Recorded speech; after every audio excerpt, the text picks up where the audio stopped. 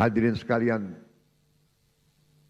saya pastikan perusahaan-perusahaan siapapun yang berani manipulasi dan melanggar, kami akan proses hukum. Dan berdasarkan wewenang konstitusional yang ada pada Presiden Republik Indonesia, kami akan sita yang bisa kami sita. Kami akan selamatkan rakyat. Kami akan membela kepentingan rakyat.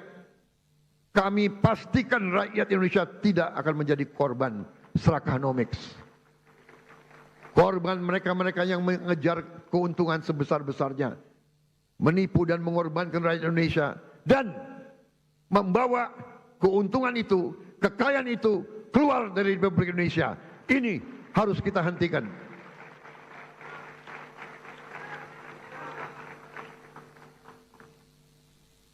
Selama saya menjabat Presiden Republik Indonesia, jangan pernah anggap yang besar dan yang kaya bisa bertindak seenaknya.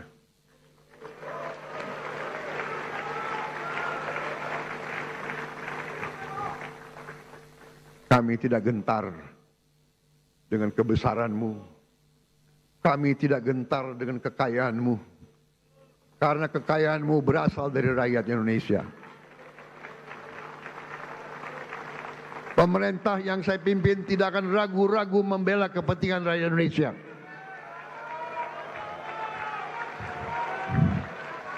Kita akan gunakan Undang-Undang Dasar 1945 pasal 33 yang sudah sangat jelas.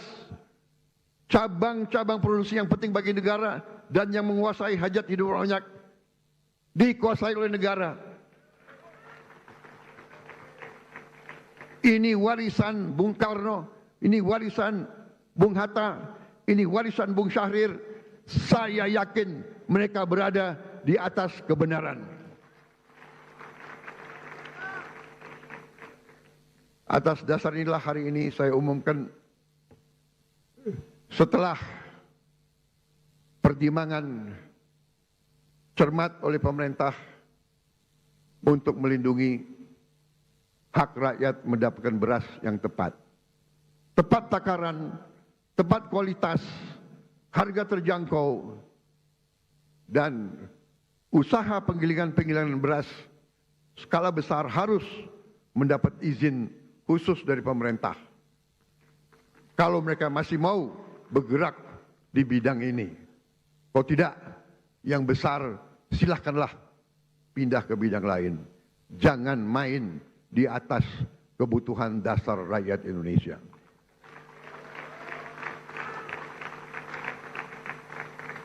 Saudara-saudara sekalian yang saya hormati, dalam 10 bulan terakhir, saya bersama Kabinet Merah Putih berupaya memerangi kemiskinan dengan pendekatan holistik, pendekatan menyeluruh. Kami ingin angka kemiskinan ekstrim segera turun ke 0% dalam tempo sesingkat-singkatnya. Karena itu untuk pertama kali dalam sejarah Republik Indonesia, kami telah membentuk sistem data tunggal sosial ekonomi nasional, DTSEN. DTSEN menjadi pegangan kita. Kami pastikan program-program pemerintah untuk masyarakat miskin tepat sasaran. Dengan DTSEN kami menjaring siapa yang berhak menerima manfaat. Sebelumnya kami dapat laporan bahwa masih ada orang kaya yang menikmati subsidi rakyat. Dengan sekarang kita ingin tepat sasaran. Saudara-saudara sekalian, salah satu upaya kita untuk memutus rantai kemiskinan absolut adalah kita membentuk sekolah rakyat. Kita sudah berhasil membangun dan membuka 100 sekolah rakyat. Kita harapkan tahun depan akan menjadi 200, tahun selanjutnya akan menjadi 300, dan seterusnya.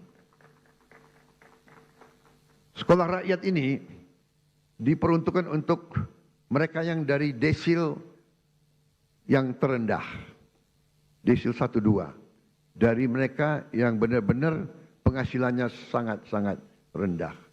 Mereka kita asramakan, mereka kita berdayakan dengan kualitas pendidikan yang baik.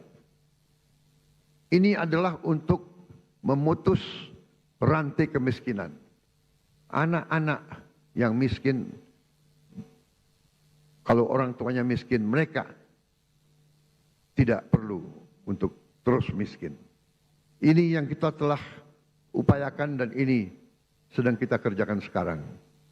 Bagaimana dengan sekolah-sekolah lain? Kita telah juga membentuk sekolah unggulan. Kita telah membangun dan akan membangun dan selesaikan sekolah unggulan untuk mengejar ketertinggalan kita di bidang sains dan teknologi. Kita bentuk sekolah unggul Garuda, rencananya 20 dan akan ada 80 sekolah unggul Garuda transformasi. Sekolah-sekolah yang sudah ada ikut dalam program ini. Dan kami juga akan menambah SMA Taruna Nusantara terintegrasi di seluruh pelosok negeri. Tahun ini kita juga akan menambah fakultas-fakultas kedokteran di seluruh Indonesia. Kita ketinggalan dalam menghasilkan dokter-dokter dan dokter gigi. Saudara-saudara sekalian, pendidikan sangat penting. Kita juga akan renovasi lebih dari 13.000 sekolah dan 1.400 madrasah. Dan ini masih jauh kurang dari yang kita inginkan. Tapi tahun ini adalah permulaan. Tahun depan kita akan cari uang untuk menambah hal ini. Juga untuk mengejar ketertinggalan kita, tahun ini kita akan sebarkan 288.000 layar pinter, smart platform, smart TV yang akan kami distribusi ke sekolah-sekolah hingga pelosok-pelosok. Agar anak-anak di desa tertinggal yang tidak ada guru yang bagus bisa dapat mengikuti pelajaran dari guru-guru terbaik yang mengajar secara virtual. Untuk mencetak pemimpin-pemimpin nasional di masa depan, kami juga telah mencanangkan tadi yang saya sebut 20 sekolah unggul Garuda dan 80 sekolah unggul Garuda Transformasi. Saudara-saudara sekalian,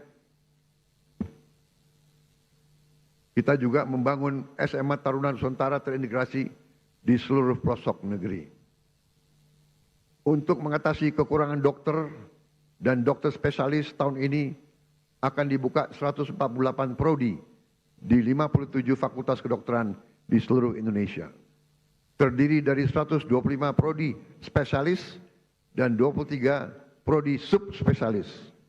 Kita juga akan tambahkan 25 prodi umum dan prodi gigi, serta meningkatkan kuota mahasiswa kedokteran yang mendapat beasiswa. Saudara-saudara sekalian, untuk mengatasi perputaran uang yang terkonsentrasi di ibu kota dan kota-kota besar, kami dirikan 80.000 koperasi desa dan koperasi kelurahan merah putih. Koperasi di setiap desa akan meningkatkan ekonomi desa dan menciptakan jutaan lapangan kerja. Koperasi desa kelurahan juga akan meringankan beban hidup masyarakat kita dengan menjual beras murah, minyak goreng murah, LPG bersubsidi, pupuk bersubsidi sesuai dengan harga jual. Kita juga akan membuat rakyat bisa punya akses kepada protein, kepada ikan dan daging dalam harga yang terjangkau.